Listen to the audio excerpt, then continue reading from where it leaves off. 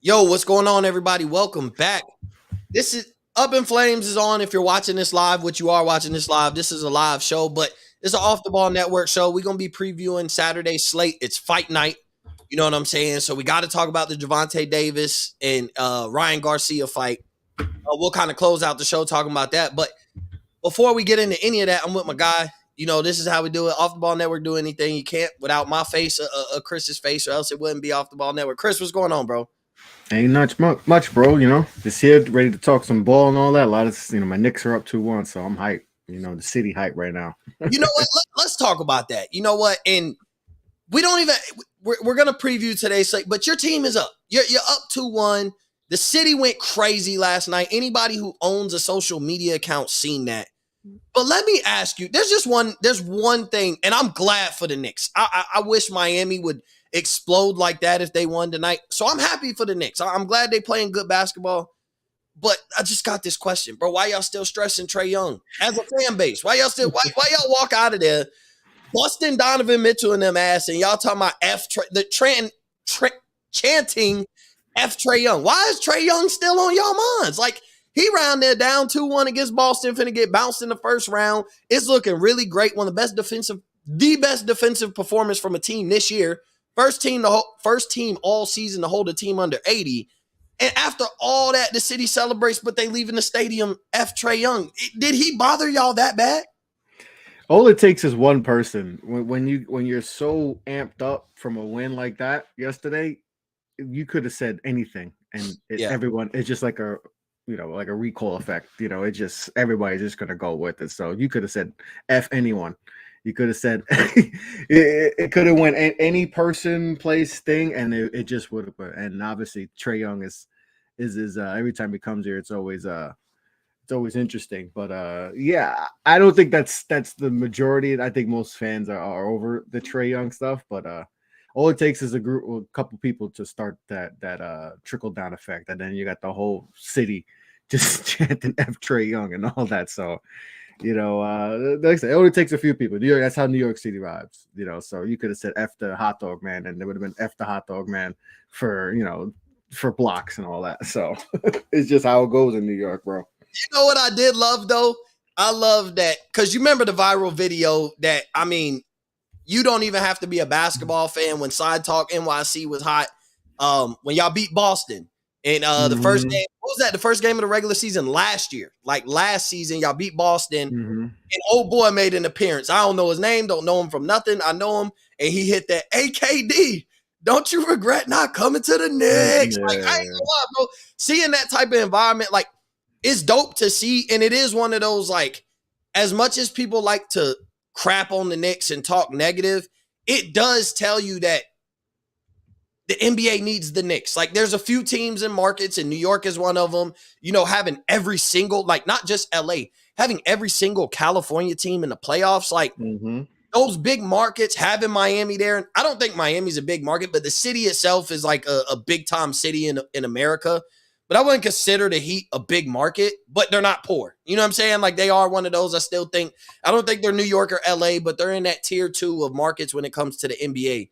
But it was just dope to see, like, and it's going to be funny when, things y'all like to, and I say y'all as far as Knicks fans, you get on Twitter. If the Cavs win in game 4, it's going to be a completely different conversation. And it's just It's happened already. Game 1 was whole different, and then game 2 is, so it's going to be that. That's just how it is. And it's just funny because you get to see what Knicks is. You're going to see the highest of highs.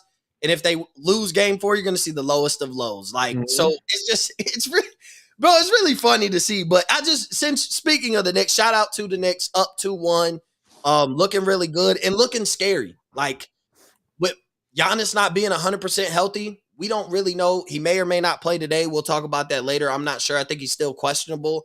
But we don't know how bad that back is hurt. Like, is this something that's going to linger throughout the playoffs? What could be an advantage for any team playing in the second round. And if that is the New York Knicks, the way they play that grit and grind, they could beat up Giannis and kind of make him back off a little bit. But we'll talk about that later, probably in a week or two. So I want to talk about this Philly game. Actually, no. We'll revert into the Philly game. We're going to talk about Kawhi Leonard. I'm sorry. I know the Clippers are the second game. I'm not here to crap on Kawhi Leonard, though. And everybody who knows me knows I can't stand Kawhi Leonard. I would label myself as Kawhi's number one hater, and I'd stand on that. That's fine. But, Chris, I'm going to ask you from, I guess you could say non-biased because you don't hate Kawhi. With this injury and him missing game 3, obviously about to miss game 4, is Kawhi, when he plays, he's great. Like, he is a superstar when he plays. There is no denying that. But from here on out, if they get bounced in the first round, we're not going to kill the Clippers. We're not going to kill Russell Westbrook because it is due to injury. But this has been a common theme. Everybody talk about Anthony Davis. This has been a common theme for this Clippers team. And you remember, we did a show. I want to say, every time you predicted, I said the same thing. You were confident in the Clippers. And I'm like, yes, if healthy, but that's the craziest thing to think is that they're going to make it all the way through the playoffs healthy. With Kawhi Leonard and this sprained knee, like, bro, what is the expectation? What do we think of him from here on out? What do we expect from him from here on out? Do we even think the Clippers stay together as this band of brothers after this? Like, you think Paul George is gone? I don't think Kawhi leaves because he's from out there. And I know, isn't Paul George from LA too? I think so, well, he's not from LA, but he's from one of the cities on the outskirts. I forget the name of the city. I had a homeboy from there, but he's Palmdale. He's from Palmdale. But so I could see why they'd want to stay and continue to try. But doesn't there come a point where you're the Clippers and you're like, bro, we got to revamp this thing because staying healthy is an anomaly at this point. It's not happening. Like it's just there's zero evidence that you can guarantee me that Kawhi or Paul George will ever be healthy for a long playoff run. Kawhi, the most frustrating superstar in NBA history, maybe. He's not the worst though. That he's whole not the worst. Smith saying he's the worst, and like I said, when I seen, remember I shared the little sentence, but I was like, I watched the video, and it was more so he's saying what you about to say as far as frustrating. It's not just frustrating. Yeah, he didn't mean it as like he's as far as like player wise. He just meant he's what I was saying. Like he's the most frustrating superstar because he, and I have a very strict super because I feel like the word superstar gets thrown around. Like we're saying De'Aaron Fox is a superstar, and I'm like, this is his first playoffs. It's the first 3 games he's played in the playoffs. Like, let's chill with the superstar with him already, but he's fresh and all that. So people like that and all that. But yeah, it's frustrating with him because it's like they have a championship team. I had them in the finals. I picked them probably twice in the last 4 years to win a championship. I thought that bubble team, I think they would have beat the Lakers. I think they beat the Lakers if they don't blow the 3-1 lead to Denver. Yeah. And it's just frustrating when you see that because you see their depth, right? And that's the only reason why they're in the series, because of their depth. They got guys who can give you buckets and all that. But Norman Powell 40. Like Norman Powell dropped 40. Like they got guys who can give you 20 on a nightly basis. They got multiple guys. They got Bones from Denver and all that. He's he could score. Like they got a bunch of dudes like that. But if you're a Clippers fan, just gotta like this is just frustrating. It's just like you have an opportunity to not take the city, but like, hey, we got chips, in the last 4 years and all that. Like you should have said it. The city, like establish yourself, like, hey, y'all not. We still might be little brother, but we coming. You can't push us around no more if you're not as far as the late. And the same thing with like the Knicks and the Nets and all that. But it's just you got to be frustrated if you're a fan because you could have won this, especially after game 1, and you saw how the way Kawhi looked. You're just like, oh, we could not just make this a series, we could bounce off the NBA champion favorites in the first round and get them over with. Yeah. So you're like, as you're a Clippers fan, you're like, wow, we can actually make some noise. People are kind of underrating us because of, they just assume we got injuries and all that. And then, Kawhi he has a solid game too. And you're like, all right, you don't see anything on the court that makes you, he's going to be, and then boom, he's out. Especially hurt like from game 1, like still 30 and nothing seemed off. Like nothing seemed like, oh, he's playing a little hurt. He's limping a little bit going. That's the frustrating part. It's one thing if you saw him on the court hurt, then you'd be like, man, all right, man, we saw him got hurt. It's, that's tough. Out of the blue, he's out game 3. He's out game 4. And it's like, in that game 3, he's on the court. They might be up 2-1 right now. They probably are up 2-1. Yeah. And that's frustrating. And if you're a fan, you're just like, how much more can we take of this? how many times is Kawhi just gonna break our hearts with missing games and all that? At crucial points and all that. And it's just that's tough. And whether this offseason, they're probably gonna lose this series if Kawhi is missing games and PG is not playing in this series. So they're probably gonna lose this series. Will they blow it up? I think it's one more year.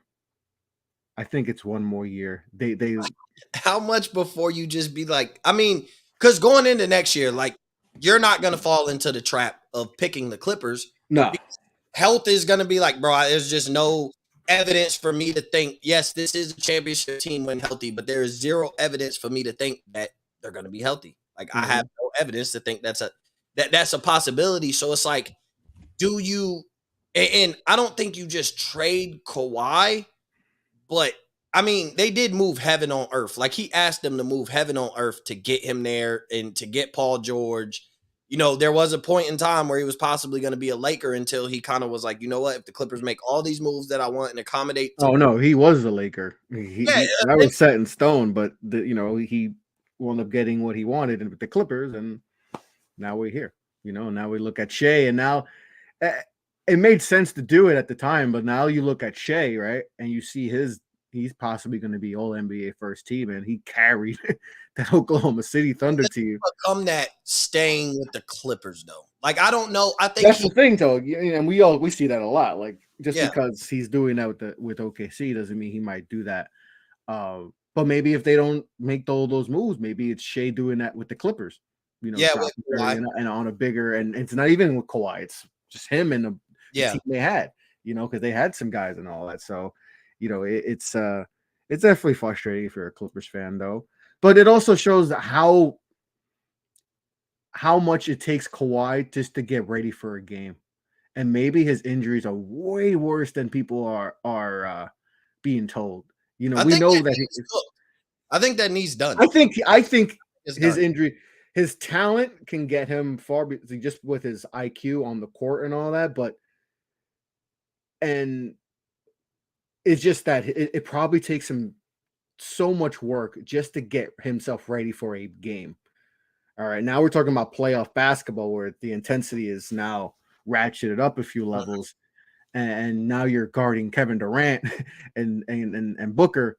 Now there's a little bit more pressure, and it's just we could kill Kawhi for a lot of things and all, but we also, sometimes we got to sit back and just be like, man, maybe his body is way worse shape than we think, and it's taking him a lot just to prep himself, and how much longer would he want to have to do this? Because it's a lot. It seems like it's a lot for him to prep himself, and now prepping yourself for a whole series, a whole playoff run, and in the first, and then off the jump, you got to play the Suns. Yeah, it's not like you get, you're getting, Oklahoma City or whoever. Yeah. Your first series is you got to take on the Suns, the team that everyone's picking to make it to the final. So it's like, it just shows me that, he's frustrating, just overall as a whole. And like, I still put him in that superstar tier because I've seen what he's done. He, carried the Toronto team, and every team he goes to, he's elevated them. But it's frustrating. But man, his body must be more cooked than we think. But his talent his IQ and all that is what's keeping him going. But man, his body must be shot.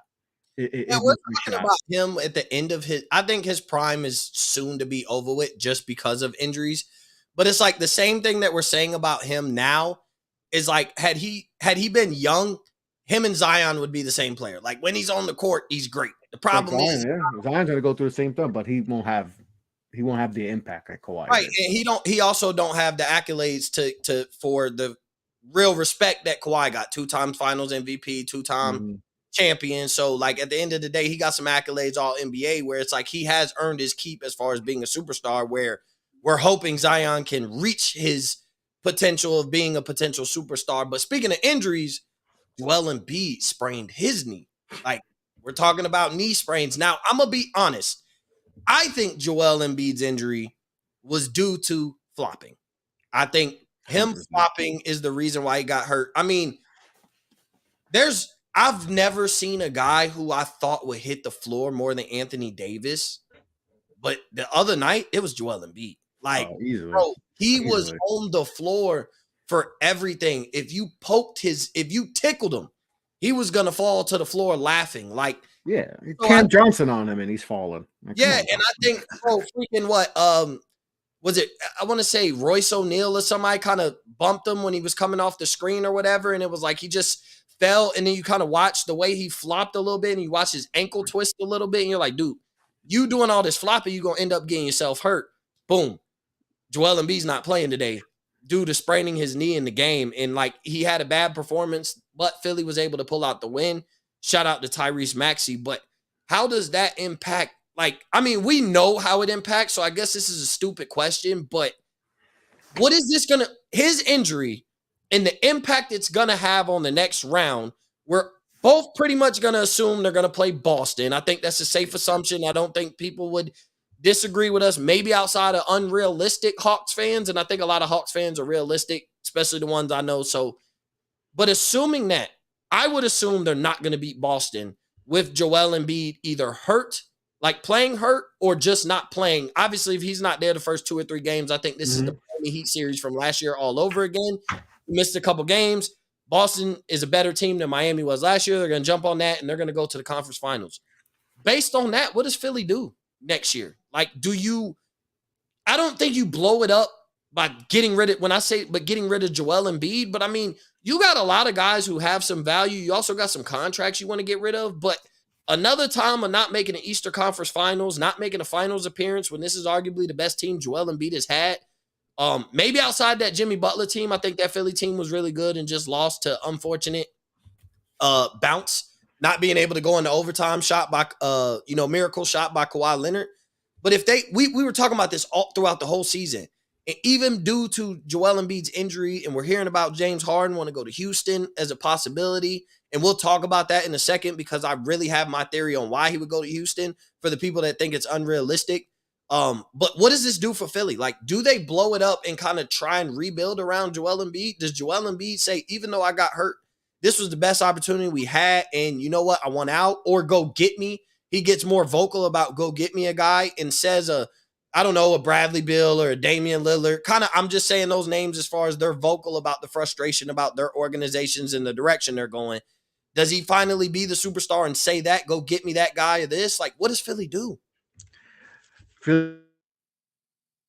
They're in a win now mode because you have Joel Embiid, who's in his prime, is going to win his first MVP and has been in the MVP conversation for the last, 3 years. So they're in a win now mode. Now they have a decision to make with Harden. Obviously, he has a player option, and most likely he's going to decline that. He is going to decline it, and because he's going to want his last bag, right? This is his last time there. But as we've seen, he's definitely not the Harden of old, right? He's still a very good player, but he's not the James Harden we saw, even like when he first got to Brooklyn, like before he got hurt, he was looking like he saved those Nets team when KD was out and Kyrie's going through the whole stuff, all the COVID stuff, and he was holding together. Like he looked like an MVP candidate. Then he got hurt, and it seems like we haven't seen that same James Harden, consistently like we used to. So they have I don't think they trade Joel or all that, but we've talked about this numerous times. Joel gets hurt a lot, and that body is going to break down. Now that's where you have to talk to your medical staff and be like, are we going to see the decline next year? When is the decline going to happen? Is it 2 years? What do you guys think? It's 3 years? Is it, is it going to happen now? Like, so they have a big, and then you got Tyrese Maxey, who's up for a rookie extension and, I think upwards, 200 mil, and you want to keep him as your piece, right? That's a pillar. That's someone you keep around, and he has all-star level potential. Yeah, he's getting a max contract. Yeah, he's going to get the max, and he's someone that, do you think he can, fill the void being the number 2 with Embiid? And that's things you have to figure out. So they have a lot of decisions to make this offseason. Do you just let Harden walk? If he declines his option, that's the thing. Then you're going to invest in Maxey 200. Harden, you're going to have to give 200. I don't think he. Okay, so I don't He's think gonna want that. He's gonna want 200. Now you're gonna figure out, all right, how do we? You're not a $200 million player anymore. He's gonna play the card where what he's gonna do is he's gonna ask for unrealistic money that he knows Philly won't pay him, so that when he goes back to Houston, it's justified. Because I'm not saying, because Houston won't have to pay him 200 mil. Like Philly owns the rights, so they could pay him a little more than what Houston could pay him. Yeah. But here's my thing on why I let Harden walk. Rumors don't start and get talked about the way they do without there being substance. They get leaked somehow, some way. I And think this, going to Houston is wild too for I Harden. don't, think I don't. And this is why if I'm Philly, I would let him go, because even the thought of him like, dang, I would entertain going back to Houston goes to tell me basketball is not his number one priority. And that's true. That's true. If he does go to Houston, it shows him that, all right, I'm done with the idea of trying to win a championship. Listen, you're not going to Houston to win a championship. No, what he's doing is he'd go get a bag. He would go back to a city who, once he left from Oklahoma City, they embraced him.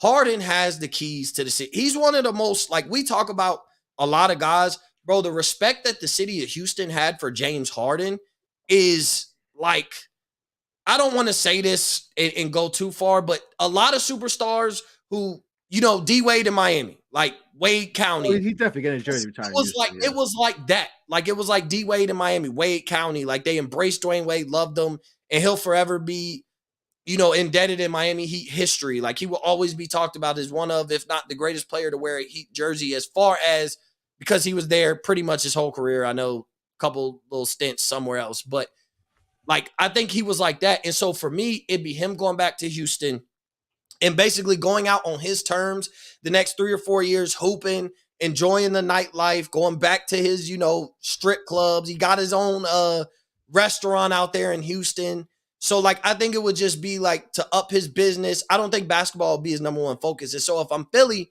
I'm not paying you a whole bunch of money when I know there's a thought that you're thinking about going to Houston, which already tells me basketball is not your number one priority.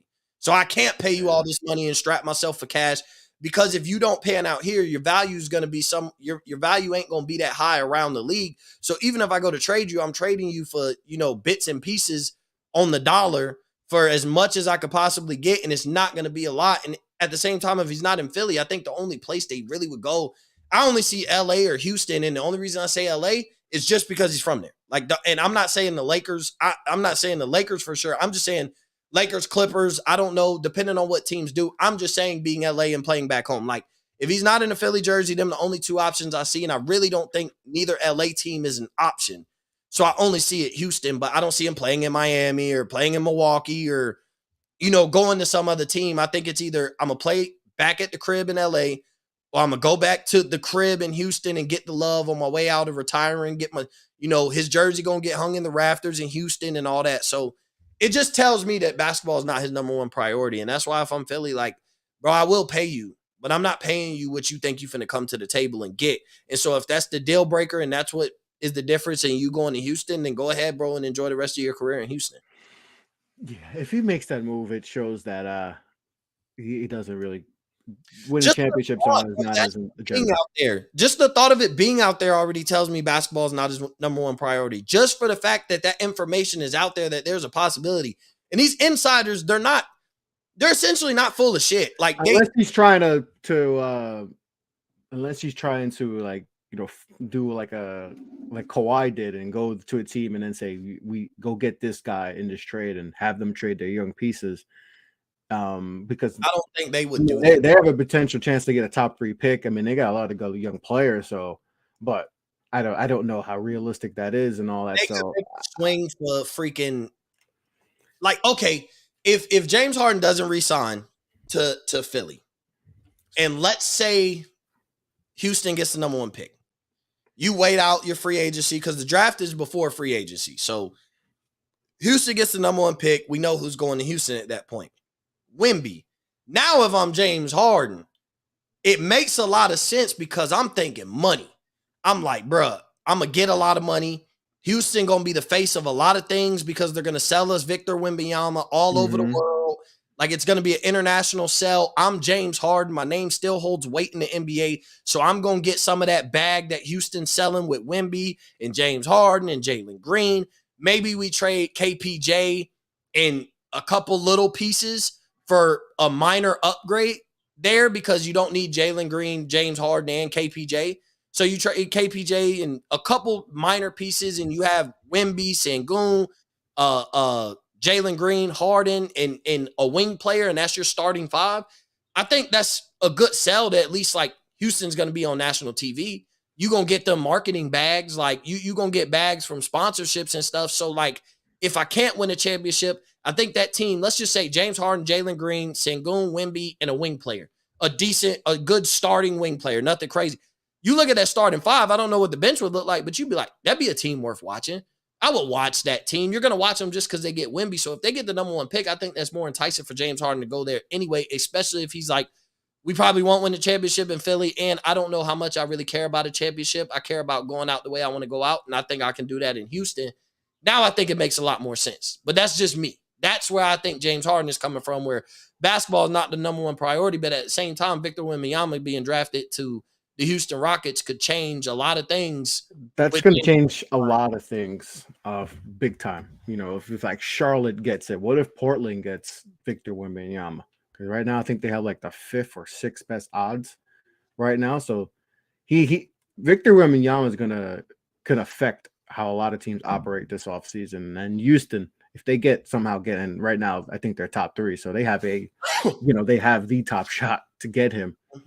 You know, it'll make things interesting for Houston because they can go a few ways. They can continue the youth movement. Obviously, it didn't work on the Coach Silas. You know, there's a lot of turmoil and all that, but they have good young players. You just need the right coach to get them, and it's going to get in the ass. And, you know, we saw Nick Nurse just get fired, and he's someone can get hard on players. He's kind of like Thibodeau, right? Yeah. And I think that's how his coaching career is going to be. He's going to be what he can help build it. Now, can he be there long term? I think if you're Houston, I think you look at Nick Nurse because he's going to get in the ass, and they need that.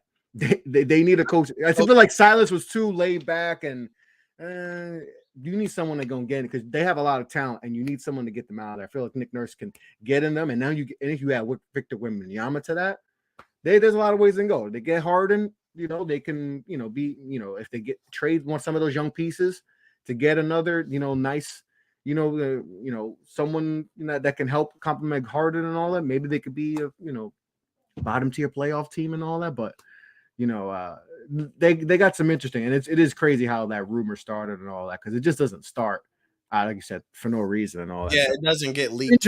Interesting, but I don't. To me, it just doesn't make sense. But Harden, if he wants to go back and where he established his greatness, I can't hate on that. So it's gonna be interesting to see what they do, because but it all starts the lottery, bro. The lottery. Because we know who's going number one, but it's a matter of who's getting the number one pick. In most years, we don't know who exactly. We might have a few players you might think who the number one pick is. This year, we know who's number one. The last time we knew for sure was a couple of years ago was Zion. Like a few years ago, we knew Zion was So that was 2019. So that was like we knew Zion was going number one. Yeah, that was a definitive number one. So and we saw how they changed their whole their franchise and all that with all the moves they make, and so it's gonna be interesting to see what happens when we find out who has the number one pick, because they could change a lot for a lot of teams. Now teams can go a different direction. Like think how Charlotte's gonna look. They had a tumultuous season, right? They had a miserable season, but they get number one pick. Things are on up and up. Things look good. LaMelo and Jordan might reconsider, selling the majority of his team and all that. So, but Jordan will mess around and take Scoot just because he doesn't. He might take boy from Alabama. He might take Brandon Miller. That's a Jordan move. He might do something silly like that. But he doesn't draft well. But so since we're kind of on, we talked about Kawhi and all that. I do want to talk about Russell Westbrook real quick. So Lakers fans, kiss ass. All right. And I do like the Lakers because I am a LeBron fan. But like I said, from the time the move was made, it never made sense. Russell Westbrook was never going to fit, and da-da-da-da-da. And I love Russell Westbrook. I'm not one of his stands like you see on Twitter. I ain't one of them. But I do love Russell Westbrook, and I hated to see what was happening to him while he was in LA. But you see a change of scenery. And remember, I was pitching for him to come to Miami. I'm like, I would have loved Russell Westbrook in Miami. And you see this version of Russell Westbrook, and you're like, yeah, we do need a score, but the way he's playing, the way he played the other day without Kawhi, the way he played in game 1 and 2, like the way he's played in his playoff series is exactly what the Miami Heat could use, especially after losing Tyler Hero. But that's neither here nor there. I just want to give flowers to Russell Westbrook, bro. He hooping. I know they're down 2-1. I know it's a big ask for him to carry this team again today, but he's hooping. Like that, I don't want to break down Russell Westbrook. I'm just glad to see he got a change of scenery. And we seen that Russell Westbrook ain't cooked. He was just with a team that he was never going to fit anyway, and then essentially became scapegoated. I understand all that. It's easier to blame Russell Westbrook than it is to blame LeBron. That's why it's hard to play for teams, not just playing with LeBron, but now you're playing with LeBron in LA. For the Lakers, not even LA, for the Lakers.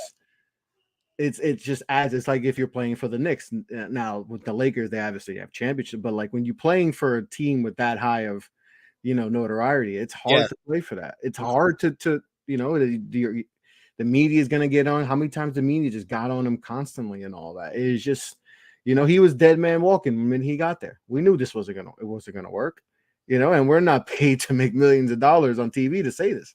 We've been saying in the chat. I said it when they made the trade. I'm like, I just don't see the fit. If they do fit, it was going to be dangerous. Like, my thing was, if they fit, it was going to be dangerous, because if they figured out how to fit LeBron and Russ together, then it was going to be dangerous. But I just didn't see essentially LeBron and Russ being the same type of player as far as they need the ball in their hands to create and make for others. That's their strength. I'm like, they're going to be, LeBron ain't that good of a shooter. Russell Westbrook has become a terrible shooter, because he wasn't always this bad. I'm sorry. Maybe from 3, but man, Russell Westbrook's fast break, pull up, mid-range jump shot was deadly, because he could full speed pull up on a dime. Like, I remember I used to break down Russell Westbrook's game and I go in the gym and practice full speed up and down the court, boom, and just pull up and shoot a jump shot. So it's not like he never had a jumper, but maybe he wasn't the greatest from 3, but I just never seen the fit. But it is, I just wanted to shout out Russell Westbrook. Like, I just had to speak. He's balling. He had 28 last year. Last game and all that. Like, 30 points, 12 assists, 8 rebounds. Like, he almost had a 30-point triple-double in a game that they had an opportunity to win. Like, he didn't have that and they went and got blown out. He was in the game and had an opportunity to win that game. I think the refs botched the call, but that's neither here nor there. Shout out to Phoenix. He's going to go down. He's going to go down. We're going to appreciate Russ in like 10, 15 years. 10, 15 years from now, you're going to talk about Russ. Russ. We're going to be like, man, he averaged a triple-double, and like people actually like put that against him, like, because we didn't see that for how many decades? Oscar Robertson was the only person to do that before, to average in a season, and he did it just because he did it with ease and all. And he needed, he was it was what's that word called? Stat padding. Yeah, stat padding. It's like, no, no.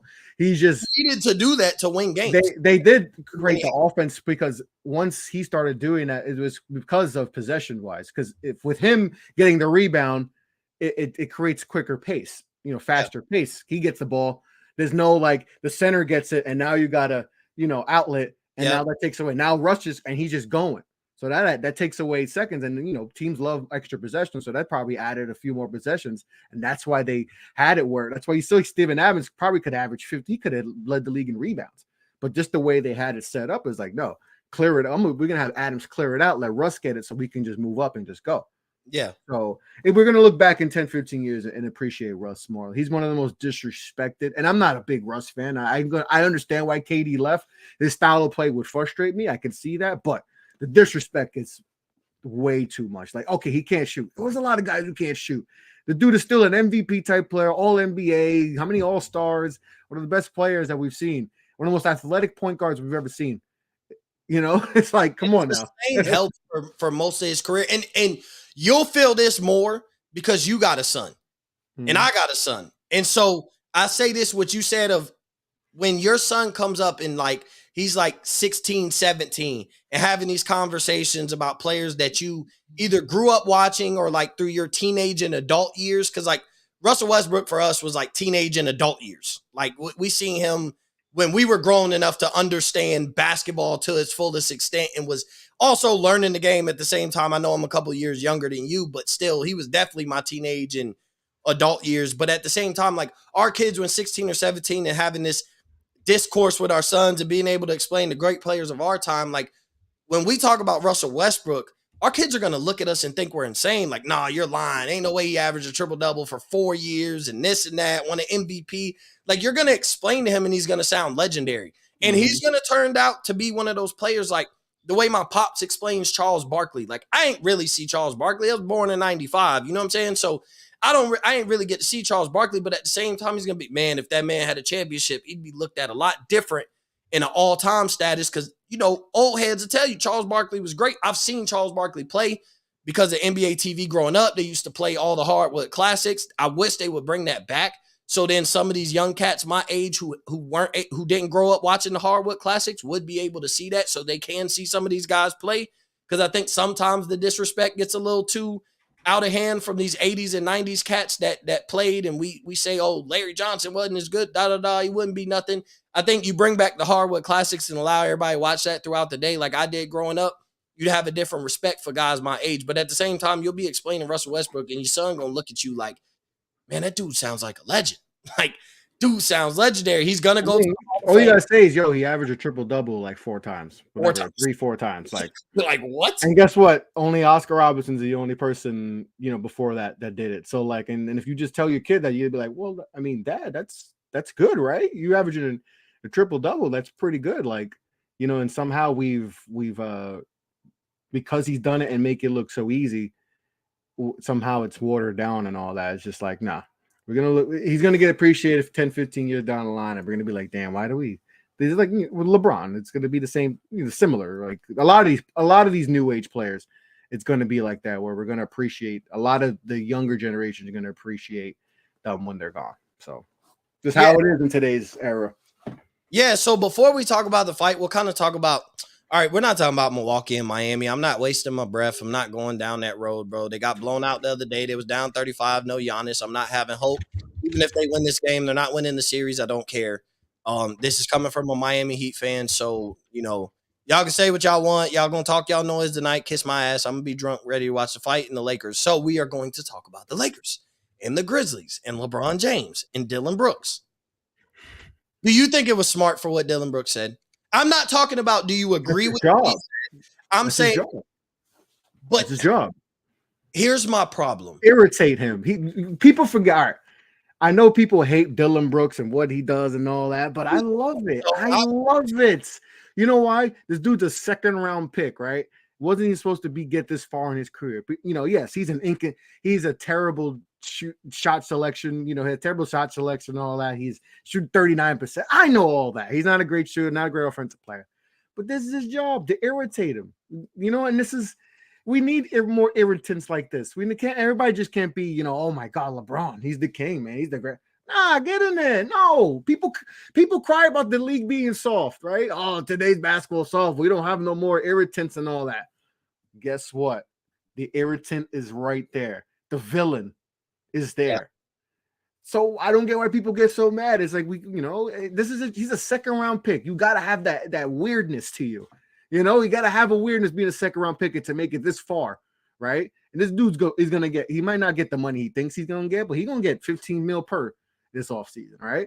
Second round pick that was not even supposed to make it this far. He's going to get 15 mil per.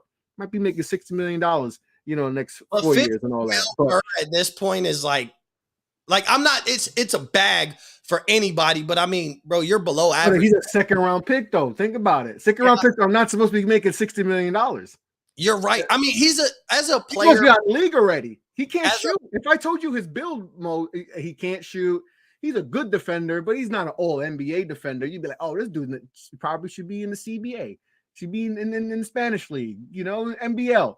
Dude's in the NBA playing 30, you know, playing quality minutes in the NBA. He's averaged 17 points per game in the NBA as a second round pick. Now, yeah, it was not efficient, but still 17 a game as a second round pick. It's 17 a game. He's gonna get some money. Second round picks don't get 15 mil per year, and he's gonna do that. But this is his job, to be an irritant. This is it's like with Draymond, right? Draymond has this edge because he was a second round pick and he wasn't supposed to be here. So I like it. Yo, second round picks getting, Lance Stevenson was second round pick. He was getting in LeBron and all that. We've seen a lot of this, I love it. I think it's good. It adds more intrigue to the series. And now that it's 1-1 without Ja, or just more intrigue. Now he's gonna get booed like as if the crypto.com center, whatever it is. Staples, it's gonna be crazy every time he gets the ball. It's the Staples Center, all right? It will forever be the Staples Center. It's been the Staples Center pretty much. I don't even think Staples is around, so you can't even use that because Staples is like. Yeah, I get it. It's probably out of business. Staples is like Circuit City now. Like Staples is like Caldor back in the day and all. Like Staples don't even. No one goes to Staples anymore. Like you remember Circuit City, like Dollar Tree back in the day. I go to Dollar Tree to get all my school supplies. I don't need to go spend $19 for 2 pens. Go to Dollar Tree, get the whole class pens for $20. But I don't hate that Dylan Brooks. It's not that he's talking trash that bother me. I love the trash talk. But it's also like, I do still feel like there is, and I know a lot of people and people I respect feel differently, but I still think there's enough juice in there where like poking the bear with LeBron could be detrimental. And here's why I say this.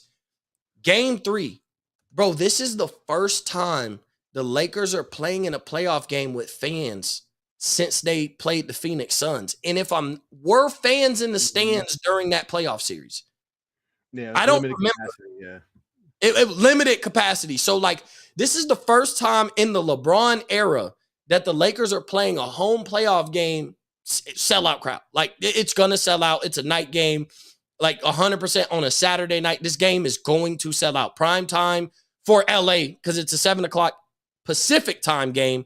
So that's prime time for LA. They're going to go to the Lakers game and then everybody going to go clubbing, especially if they win. It's going to ignite the city. They're going to be up 2-1. And I think in this circumstance, it's the wrong time to poke the bear.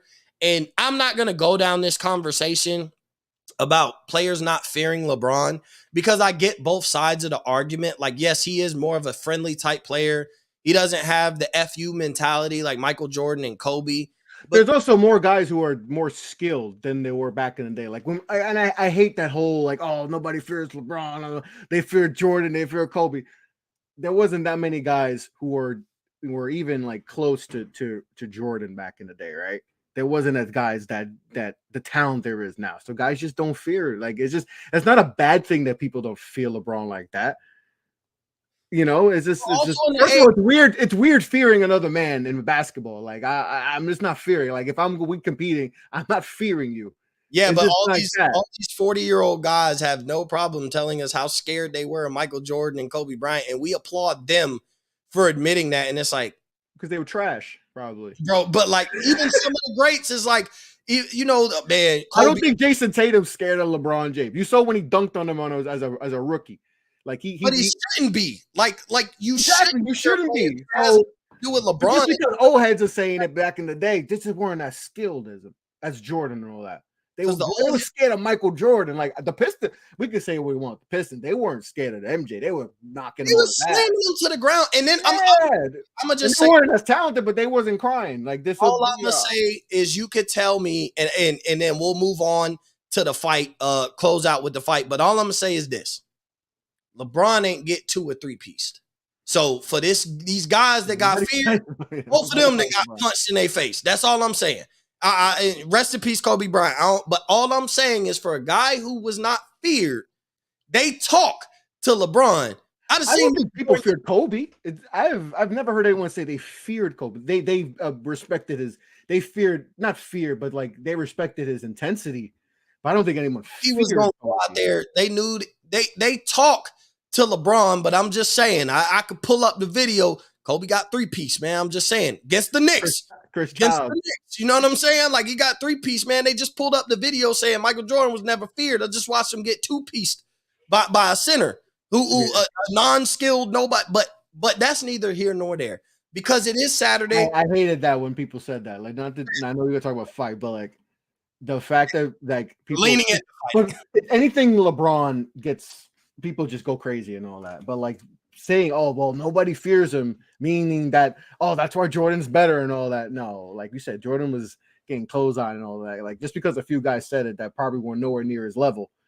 And it's so one-sided of an argument, because when you have a conversation about LeBron James, if you are a LeBron James such as myself, when you defend LeBron, oh, you're a fanboy, but when you hate on LeBron, like if you're saying all this and you're hating on LeBron, there's no such thing. LeBron haters don't consider themselves LeBron haters. They consider themselves realists.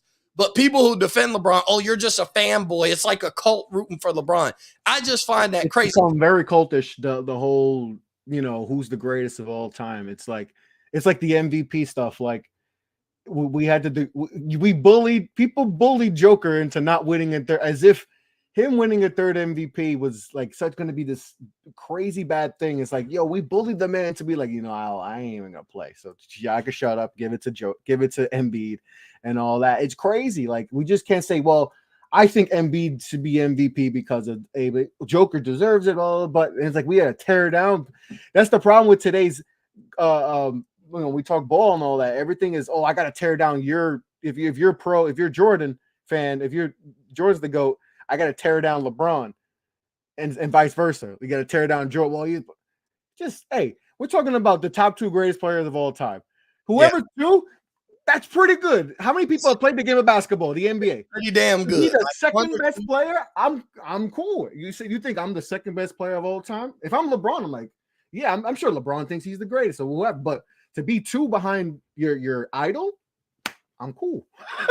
It's not even a real thing anyway. It's all whatever, subjective, whatever you want, objective, subjective, whatever that say, the term is, but it's all just whatever. I can say whoever's the greatest of all time. It does, The argument got played out when I first got played out. And I had that argument. You and me would have it all the time. And it just came to a point. It's like, I'm never going to convince you of what you feel. You're never going to convince me, especially with that argument. So what's the point? Let's just appreciate greatness. And that's it. Made me just appreciate basketball. The greatness of these two, right? Appreciate LeBron from having the most points of all time. Appreciate what Jordan did in his era. Appreciate what Bill Russell and Wilt Chamberlain did in their eras. Whoever, Magic, just appreciate. There's all different eras and all. That's it. Like, any old head that stayed up to watch LeBron break the record, just shut up. Like, if you stayed up and then you still want to hate on him, shut up, because you stayed up to appreciate greatness. The same way the old heads back in the day when Kareem Abdul-Jabbar broke the record. Like, you witness history, just appreciate it. But we're going to close out. We're going to move on to the fight real quick. Gervonta Tank Davis versus Ryan Pretty Boy Garcia. Projected fight of the year. Definitely the fight of the year up to this point. Maybe the result and the way this fight goes and maybe the bag that they get that gets announced. In boxing, they don't really tell you the bag they're going to get unless you're Floyd Mayweather. Like, we know how much Floyd Mayweather getting walking into a fight. Outside of that, we don't know how much these guys are going to make, but maybe when it's all said and done, the way the fight goes, the way the bag goes, like maybe some of these top guys, like maybe now we do in November, December timeframe, get a Bud Crawford versus Earl Spence. Maybe that motivates these top undefeated guys to start laying their record on the line, because that's what these two are doing. I'm going for Tank. You're going for Garcia. So we're not boxing experts. We're not really going to break down this fight, but just give me your prediction. Garcia and what? I think Garcia by decision. I think if you I talked to you before. I think if you told me someone wins by KO, I think Tank. And that's what a lot of people have said.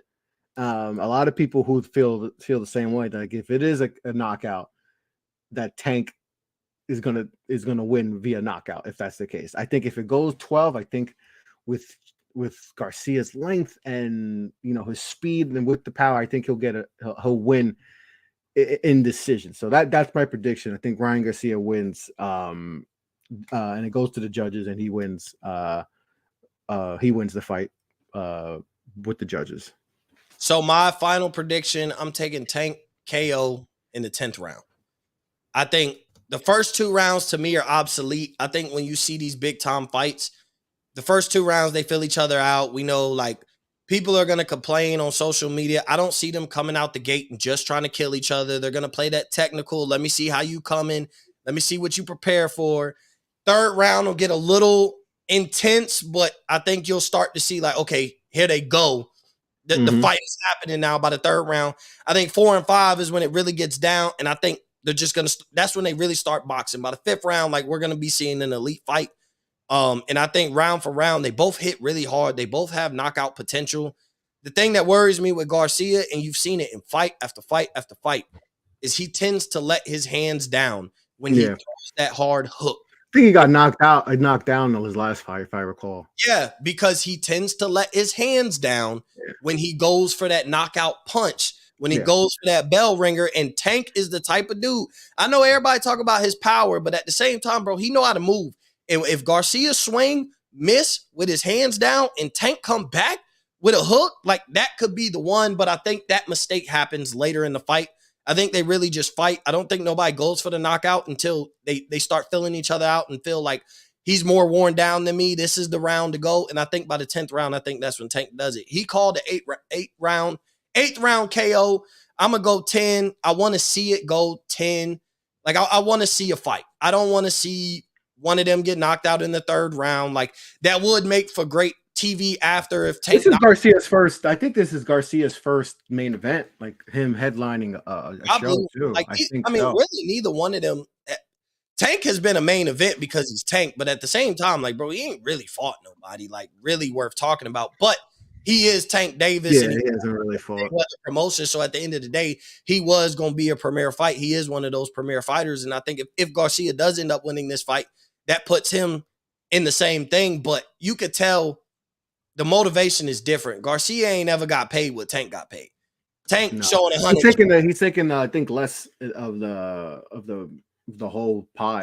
He's not like at the end of the day, he's not. He don't have the star. He don't draw like Tank. Yeah, he don't draw like Tank does. He draw, bro. His draw became when he started hanging out with Jake Paul, bro. Let's just be honest. And it's not to crap on him, but he was up and coming in, and he got with Jake Paul, and that's where he became a star, and the women started loving him. But Tank is that guy. I think both of them have to prove their worth. I think Tank got more to prove just for the simple fact he is the favorite. And so if he loses this fight, it says a lot when we already are talking about he hasn't really fought nobody elite, nobody great that we should be oh yeah, that's a valid fight to validate him being undefeated. But tonight is the night. Listen, social media, I can't wait to engage with y'all on social media. I'm sipping. I got my tequila ready. I'm sipping on something, you know what I'm saying? I'm finna hit the gym. Today's going to be a good day. I'm watching basketball. Be watching the Lakers until the main event come on. Like, this is the perfect day. I think these are perfect matchups. My Miami Heat play today. At the end of the day, even if they get blown out, I still look forward to seeing my Miami Heat play this evening, leading up into the fight. Social media, I hope y'all out there. I'm going to engage with y'all. And I will say probably I'll shoot out a tweet warning. And I will shoot out a warning in the group chat. Once I take my first taste of tequila, anything that's said from here on out, don't take it personal. It's going to be just one of those nights. It's a party, bro. Like, and it's really, to me, it's not a party because I ain't throwing a party. But you know what I'm saying? Like, it's good vibes. Me and my wife going to watch the fight. Mom's watching the kids. So we just going to hang out, watch the fight, be able to watch ball, all that, bro. I've been looking forward to this day for a few weeks now. And then mom says she'll take the kids just so we can watch the fight. And, you know, I ain't got to worry about taking after the kids or putting them to sleep in the middle of the fight. So, you know, shout out to moms for doing that. But I appreciate everybody for tuning in. I appreciate everybody for listening. Enjoy your Saturday. Be safe, be kind, and hit us up on Twitter tonight. Because between playoff basketball and fight of the year, it's going down. So we will talk to y'all later. And Chris, I appreciate you for joining me. Y'all tune in to Off the Ball Network. Go to OTB_network on Twitter. Subscribe, like, and share this video, and check out all of our other content on the Off the Ball Network YouTube. And on that note, I'll probably come on here tomorrow on the network and talk about the fight, about Saturday, and even preview Sunday, man. I'm with it. So appreciate y'all for tuning in. Appreciate y'all for listening. We'll catch y'all next time.